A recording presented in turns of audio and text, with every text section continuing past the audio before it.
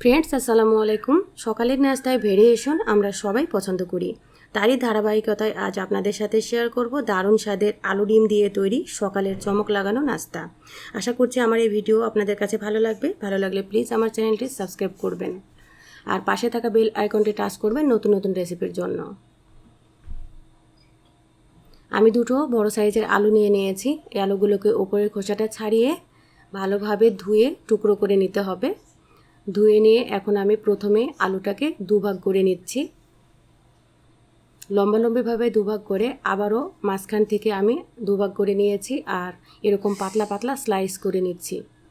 চেষ্টা করবেন যত বেশি পাতলা হবে আপনার রেসিপিটা তত ভালো হবে, সিদ্ধ হয়ে যাবে আলুগুলো।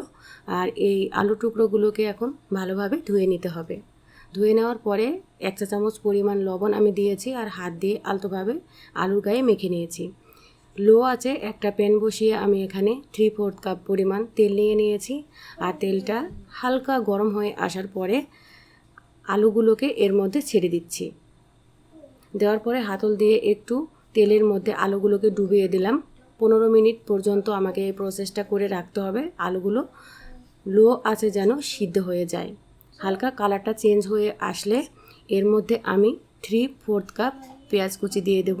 পেঁয়াজ কুচিটাও আমি এভাবেই কাটার চেষ্টা করেছি, ঠিক যেভাবে আলুটা কেটেছি। এখন আলু আর তেলের সাথে এই পেঁয়াজটাকে ভালোভাবে মিশিয়ে দিচ্ছি। আলতোভাবে দিতে হবে, তা না হলে কিন্তু আলুগুলো গলে যাবে, দেখতে ভালো লাগবে না। এই দেখুন কালারটা কিন্তু চেঞ্জ হয়ে এসেছে আর পুরোপুরি সিদ্ধ হয়ে গেছে। এখন আমি তেলটাকে আলাদা করার জন্য একটা ছাঁকনির মধ্যে এগুলোকে ঢেলে দিচ্ছি। নিচে একটা পাত্র নিয়ে তেলটাকে আলাদা করে নিচ্ছি। এবারে আমি একটা পাত্রের মধ্যে 4টি ডিম নিয়ে নিচ্ছি। আমার উপাদান অনুযায়ী 4টি ডিমই লাগবে, আপনারা কম বেশি করতে পারেন আপনাদের উপাদান অনুযায়ী। ডিমগুলোকে একটা হ্যান্ড বিটার দিয়ে আমি বিট করে নিচ্ছি। খুব ভালোভাবে বিট করতে হবে যতক্ষণ না পর্যন্ত ফেনা উঠে যায়। এখন আমি এর মধ্যে 1/2 চা চামচ পরিমাণ লবণ দিয়ে দিয়েছি আর এখন অ্যাড করে দিচ্ছি স্বাদ মতো কাঁচামরিচ। 4টি নিয়েছি আমি, আপনারা কম বা বেশি করতে পারেন। নিয়ে এটা চিকন চিকন ছোটো স্লাইস করে এর সাথে মিশিয়ে দিচ্ছি। এখন আমি আলু পেঁয়াজ তৈরি করে রেখেছি যেটা সিদ্ধ হওয়া, সেগুলোকে এই ডিমের মধ্যে ছেড়ে দিয়েছি আর চামচ দিয়ে খুব ভালোভাবে এটাকে আমি মিশিয়ে নিচ্ছি, তবে আলতোভাবে করতে হবে। একই প্যানের মধ্যে আমি এই মিশ্রণটাকে ঢেলে দিলাম। ঢেলে দেওয়ার পরে একটু ফ্ল্যাট করার জন্য হালকাভাবে হাতল দিয়ে নেড়ে চেড়ে চারিদিক থেকে একটা শেপ করার চেষ্টা করব যেন এটা একেবারেই গোলাকার হয়। দেখুন আমি যেভাবে করছি। এখন নিচের পিঠটা ভাজা ভাজা হচ্ছে, দেখা গিয়েছে আমার লালচে একটা রং এসেছে।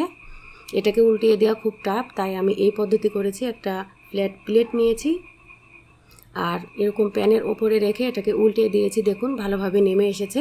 নিচের পিঠটাও ভাজা ভাজা এবং সিদ্ধ হওয়ার জন্য আমি ওই প্যানের মধ্যেই কিন্তু আলতো করে ডিমটাকে এভাবে দিয়ে দিলাম।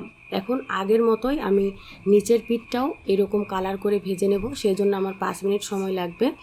নিচের পিঠটাও ভাজা ভাজা হয়ে গেছে। আপনারা একটা কাঠি ভিতরে দিয়ে বের করতে পারেন, যদি কাঠিটা পরিষ্কারভাবে বের হয় জানবেন যে হয়ে গেছে। আমার অমলেটটা হয়ে গেছে, খুব সুন্দর একটা শেপ চলে এসেছে, দেখতে পাচ্ছেন। এটা পুরোপুরি পরিবেশনের জন্য রেডি। তো বন্ধুরা আমার সাথে থাকার জন্য আপনাদেরকে ধন্যবাদ। আমার চ্যানেলটি সাবস্ক্রাইব করার অনুরোধ রইল আর নতুন নতুন রেসিপির জন্য অবশ্যই আমার চ্যানেলের সাথেই থাকবেন। আজকে এই পর্যন্তই। আল্লাহ হাফেজ।